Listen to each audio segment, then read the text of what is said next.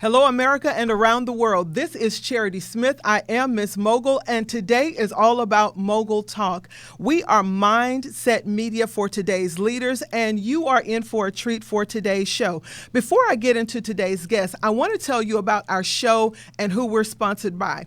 Today, we are brought to you by Mogul U Real Estate Academy. If you are ready to launch your real estate career, create sustainable wealth, and then bring the family along for the ride, I strongly encourage you to get enrolled in our self-paced, user-friendly courses. For more information on that, make sure you go to mommiescreatingeconomies.com and you can enroll in classes today.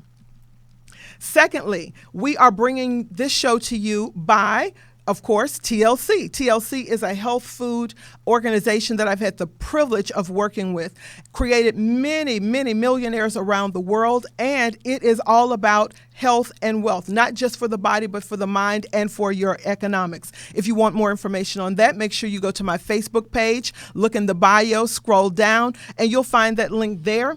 And listen, try it out. We'd love to see what you think about the products and bring you into the organization.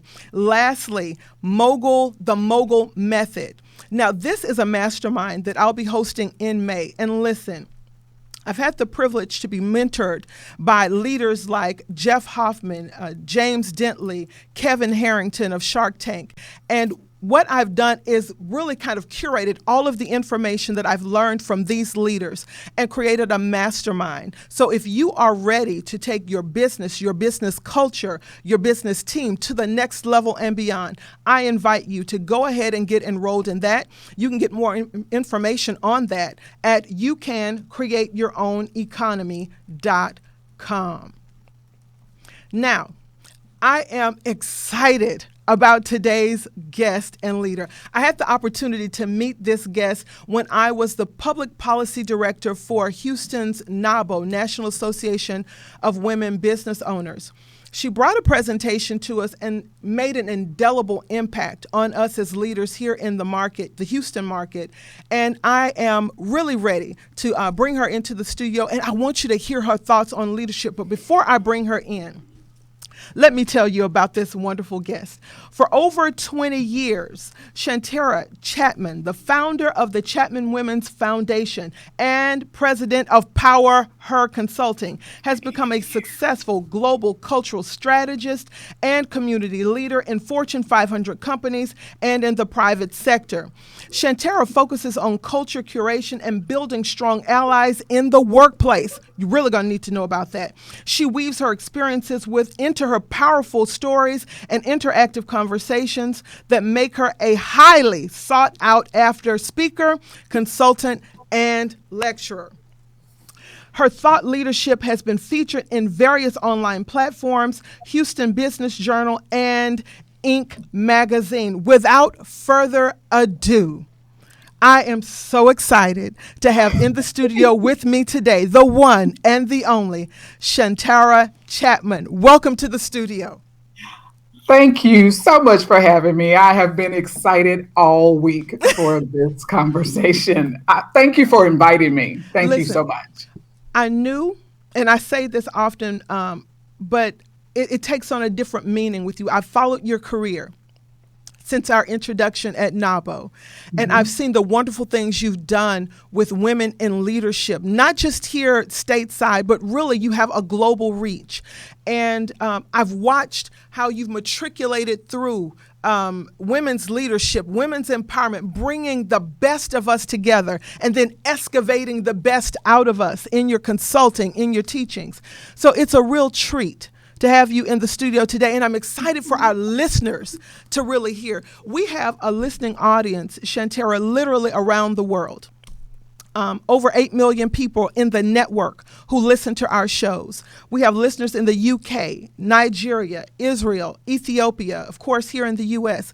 And so what I'm hoping is happening right now is that they're all sitting around their laptop with their latte, as I always tell them, and take notes, because today they're going to hear a prolific leader talk to us about leadership. So enough of me gushing on you, because that could go on for a while. Tell us a little bit about you and how you started your journey in leadership. Who are you? So I started out in consulting. I graduated from Texas A&M University, so Come I'm on. an Aggie. Come I'm on, an Aggie. Aggie. We don't hold it against you. Please don't, because I love me some Texas I A&M. know, I know. So I graduated from Texas A&M, and I became a consultant. I was like, hey, I'm about to go and do this consulting thing. I am going to be the best leader I can be. So for almost 20 years, I worked in the consulting field, and I'm here in Houston, Texas. So I was a consultant for 13 years for NASA. Mm-hmm. And, so that was, huge for me. And then I moved on to be a consultant and worked in the oil and gas industry before I stepped out on my own and started my own consulting firm, PowHer Consulting. But during all of that time, I've had for almost 14 years, I founded and became the executive director of the Chatman Women's Foundation. Mm-hmm. Mm-hmm. So with, the part of me that always wanted to be a leader, there was also a part of me that always said, I also want to help women. Mm-hmm. I want to help women be the best them they can be, regardless of if they wanted to climb the ladder or if they just wanted to be the best, homemaker, the best mom, whatever those goals are. I want to be able to say, I want to be able to help you. I want to do that for you, whatever that looks like. So what was the genesis of that? I know that you say that it started with Texas A&M, and after graduating from A&M, you went right into consulting. But there's usually a story, right, where you kind of find your calling, even though you may not have launched into it yet. There's this event that happens that says, yep, that's my life's journey. That's the direction I'm going in. Did you have one of those moments? I did. In my consulting firm, Okay. big corporations always look for somewhere to spend their money, right? And they were saying, hey, we want to be able to work in the community. Shantira, can you find us something to do? A place to work. And there was a women's shelter not far from my office that we started to, do little things with and, do holiday parties and find ways to give them things during the holidays. But I felt like that wasn't enough. Come So on. I called them on my own and said, is there something I can do? So I started going on Tuesday nights and teaching assertiveness. Isn't that the hallmark of a leader, though? Isn't that the hallmark? There is always this, can I do more? Is there Right. something else I can do? Once we find, okay, yeah, this is the corporate confine, but when you really have a calling and a passion, it normally leads you to that above and beyond call of duty. And Right. that's where I find the best leaders are kind of created in this crucible of service, right? When the cameras aren't on and when no one's looking, how can I give? How can I do more? And we put our hands to the plow and we get in there. How in the world, though, that experience of teaching assertiveness at all places, a women's shelter where it seems to be void, right? That's not normally a characteristic of a women's shelter. So my question to you is, why assertiveness? Why there? And how did it lead you into your life's work? Well, what the ladies at the shelter felt like assertiveness would do for them is one, teach them how to get back into a normal life. They good. needed to learn how to, one, get a job again, because some of these ladies were, displaced. Sure. And it was like, hey, they need to learn how to assert themselves. They need to learn how to shake hands. They need to learn how to look men in the eye again. Come on. And so That's so you have to good. be stronger. And so I was like, I can do that. I can teach them how to look somebody in the eye. I can teach them how to be bold and strong. If I Come can't do on. that, that's what I can do. Come on. So I would literally stand there and have staring contests with these women. No, you didn't. Yes, you did. Yes, you did. Okay. And I knew that I was doing something right when a lady came to me crying. Yes. And she said, I got a job because of you. And I was like, no, you got a job because of you. She says, no, wait a minute. Let me tell you why I know it was because of you. Because the guy told me he gave me the job because I had the best eye contact. Wow. He told me I came in there, shook his hand, and looked him dead in his eye. And I'd get my whole interview staring him in his eye. Wonderful. And that wouldn't have happened if you would have not stared at me for 20 minutes. Wow. In a session. So I knew that worked. And those ladies actually encouraged me to start the Women's Foundation. Wow. They told me that they were telling their friends Yes. about me, but their friends could not come to the shelter, because in a Sure. shelter, you can't invite strangers us into the shelter. Sure. So they were like, you should do something outside of this. You should maybe create something. And it started as a women's conference, Mm-hmm. and that morphed into the foundation. Love that. It always goes so far beyond kind of the checklist of what a leader looks like.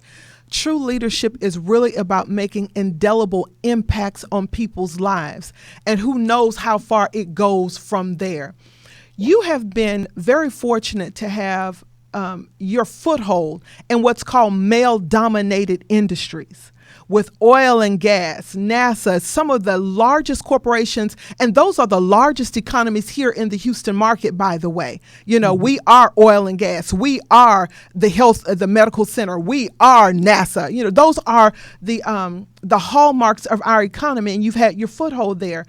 Talk to me about now diversity and inclusion. We know that you're a curator of corporate culture, and we can certainly see now how you weave your special way of training, right, in the everyday nuts and bolts of what it takes to create a company culture. But when you think about diversity and inclusion, Right. they seem to be on polar opposite ends of the spectrum. Talk to me about what you do in the space of diversity, okay, and inclusion, and how you help leaders curate the kind of culture that breeds success and cooperation. So, in the spaces that I've worked in, as you mentioned, they've been male dominated spaces. Mm-hmm. And honestly, when I started working at NASA, I was one of the youngest. I started working there when I was 23 years old. And in Really? 1999, I couldn't even rent a car at 23 years old. Yeah. Wow.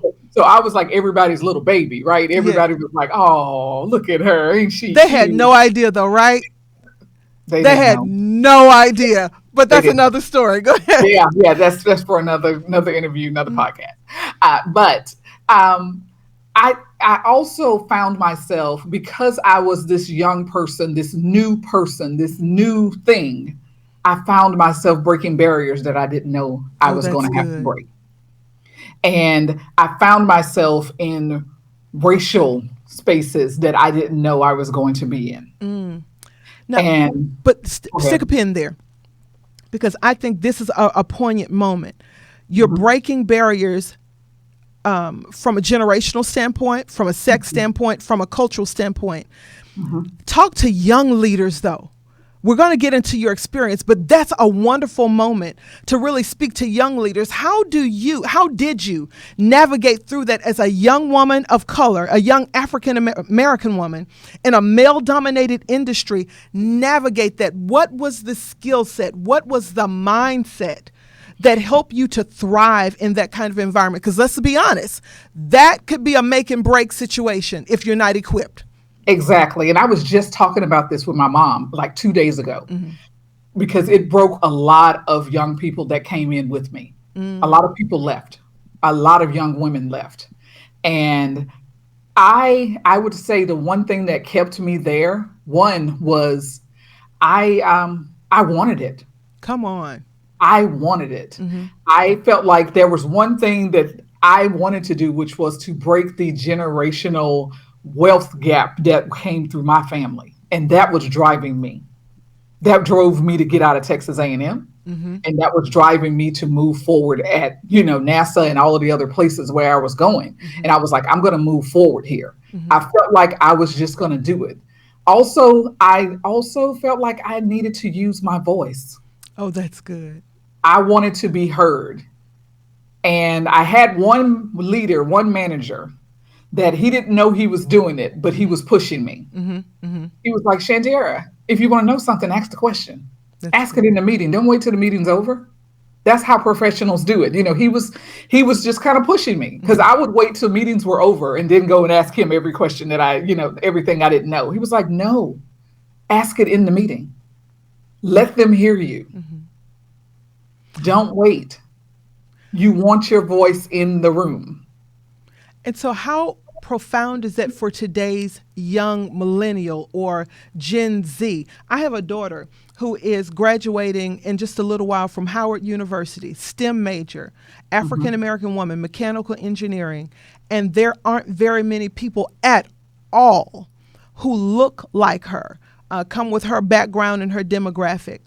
How important is it as a young woman of color to have the profound, audacious gall to use your voice because let's be honest again, and we're going to get to a commercial break here in a minute, but I really want you to dig into this one because I feel like it's so needed for young women like that who are bright who was it? Young, gifted, and black. Yeah. In these environments, you bring a culture, a history with you, but also an acumen and a brilliance. How do you show up as a total full package, not denying any aspect of yourself in that environment? How do you do that? You do it unapologetically. That's and good. they are going to want you to be apologetic about you. And when I'm telling you, I had bosses put in my performance review that I was too strong. Go figure. When I tell you I was dinged in my performance review because my voice was too deep, I was told that I walked in the room like I owned the place. That literally was in a performance review. Okay. And I actually, my response was, that's intentional. I said, thank you. That's so good. That makes sense to me. That's what I want to happen. So here's a good place to take a break. We're going to take a quick commercial break, but you know what that tells me? You were never meant to be confined in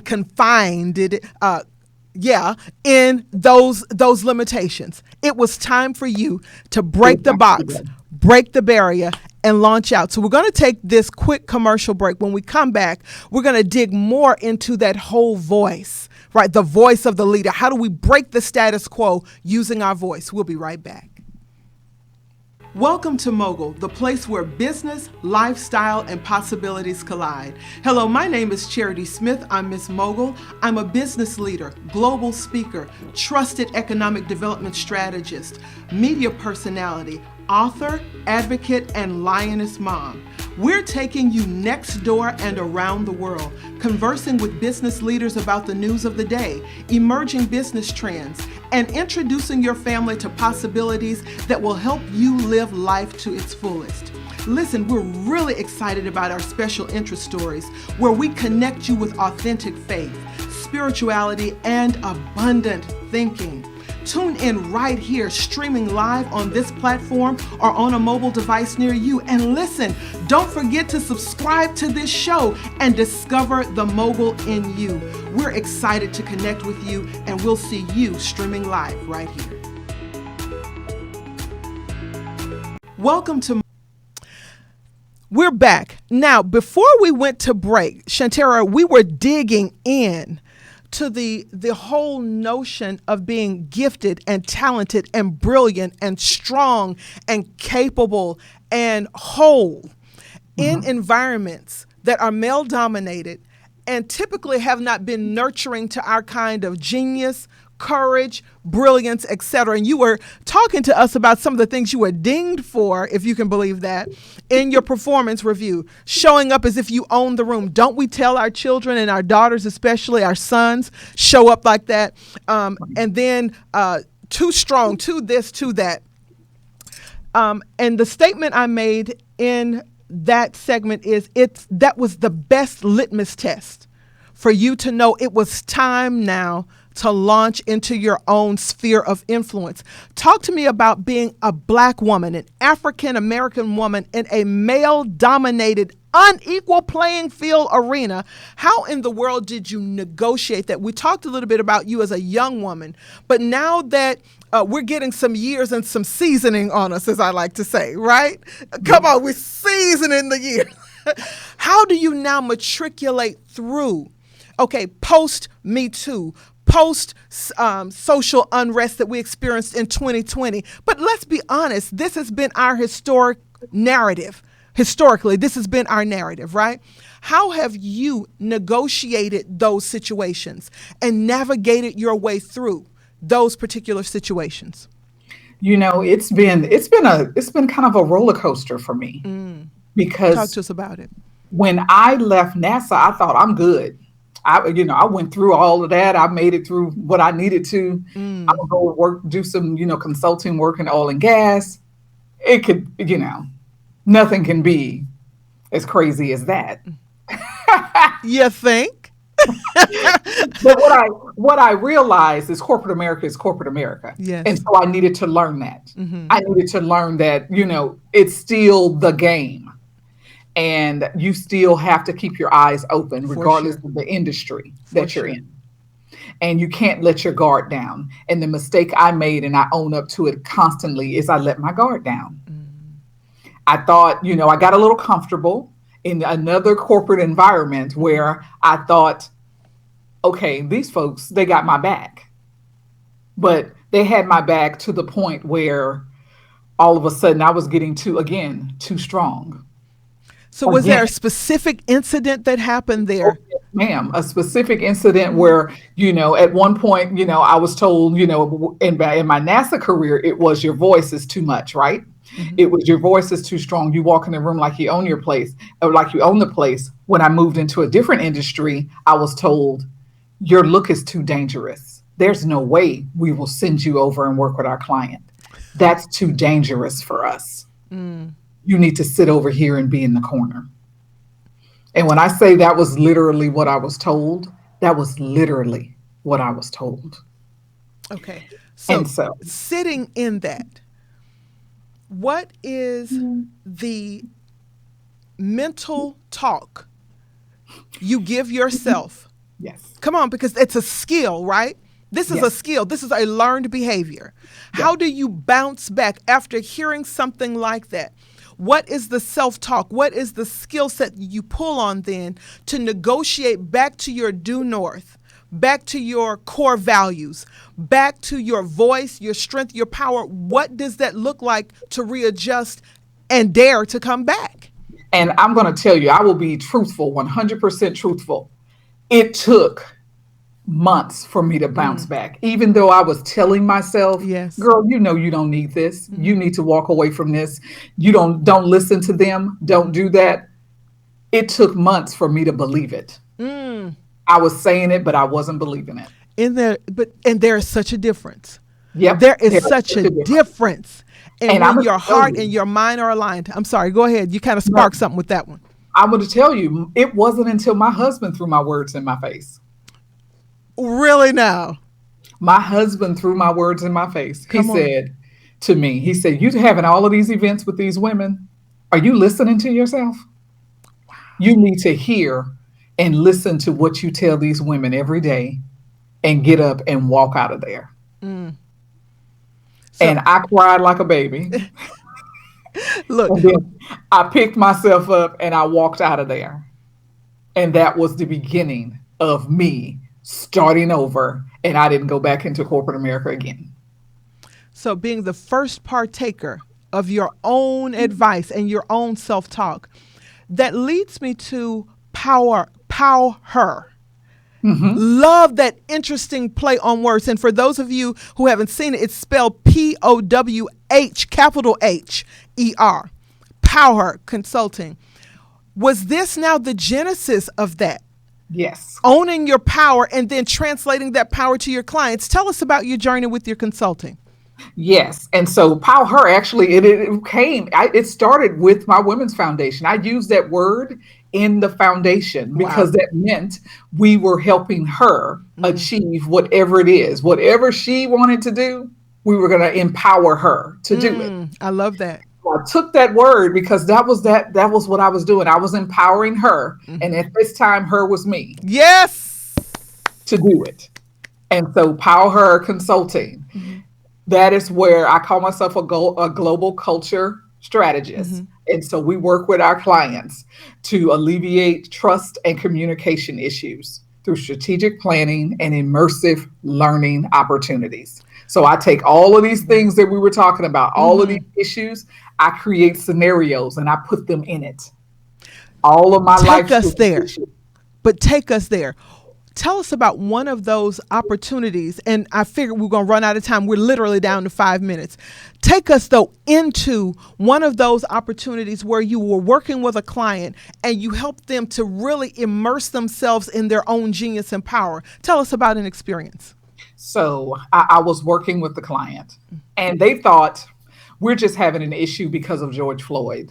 There's tense problems, no one's talking because there's some, everyone watched everything a year ago and everybody's in their feelings.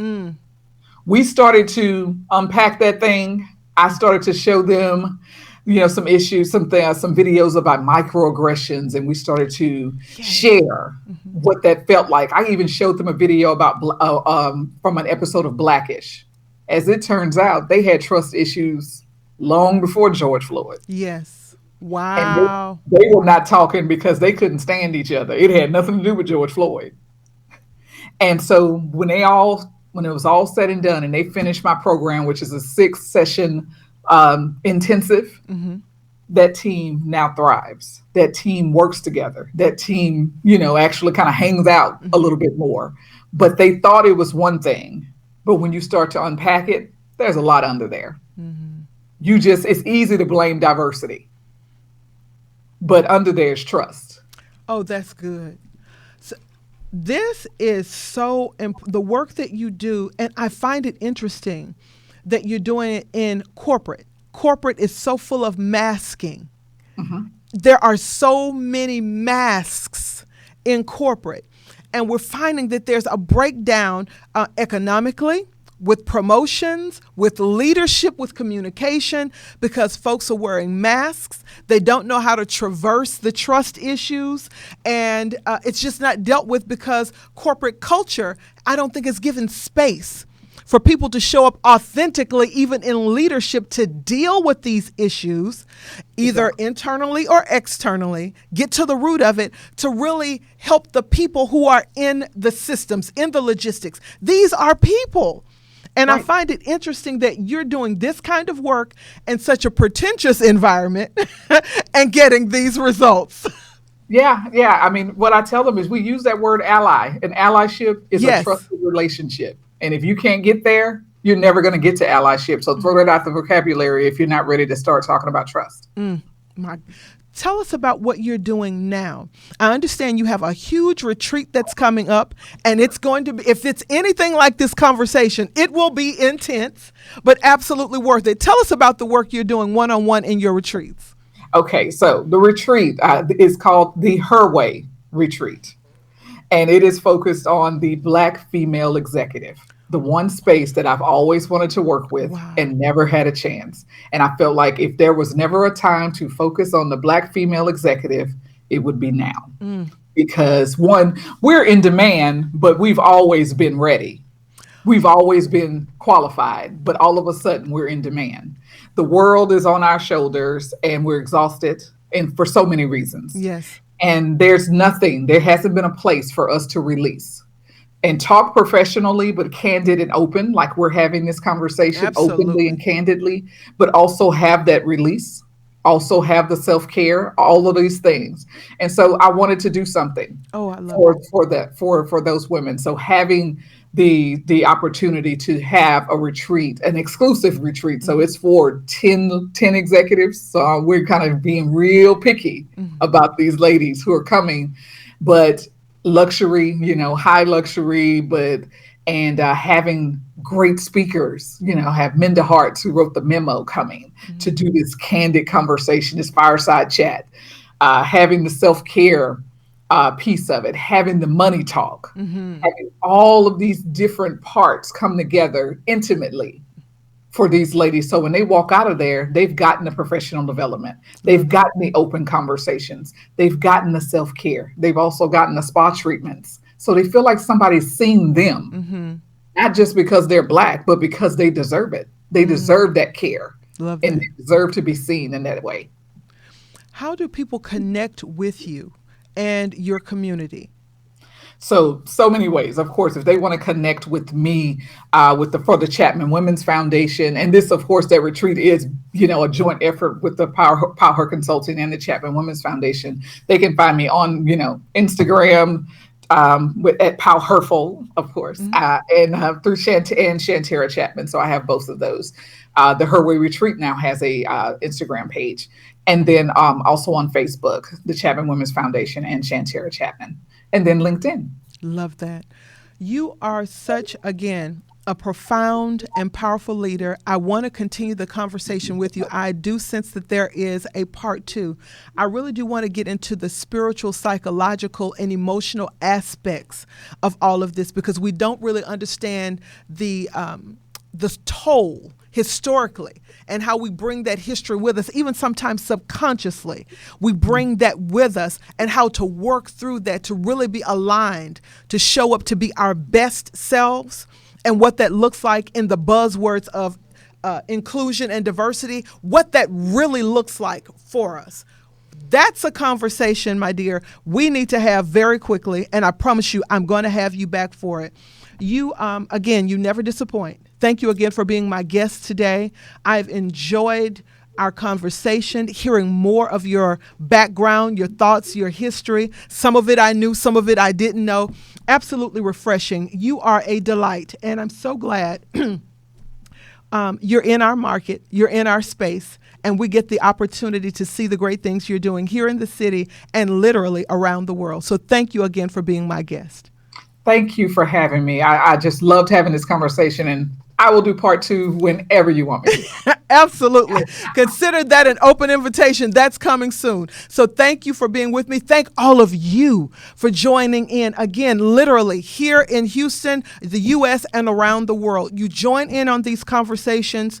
You connect with the community. You let us know what you want to hear. Continue to do that. We want to bring you interviews and media that make sense to you and make your life absolutely better. So thank you again for supporting this conversation. We'll be streaming live soon on the JD3 TV network. Really excited about that. The launch is coming soon. In the meantime, make sure you connect with us on our fan page on Facebook, Master Your Morning with Miss Mogul. Subscribe to our YouTube channel, Mogul Life TV, and our websites. You can create your own economy.com and mommiescreatingeconomies.com. We're doing some very similar work. We're really empowering women to be their best selves, whether economically, spiritually, socially, wherever you are, to show up powerfully, right? And show up completely and authentically. This is your time. This is your moment. And I'm glad to be here with you in it. So kudos to you. Thank you all again for tuning in. Thank you to my new engineer there in the back. We'll be back for another segment on next week. Goodbye for now.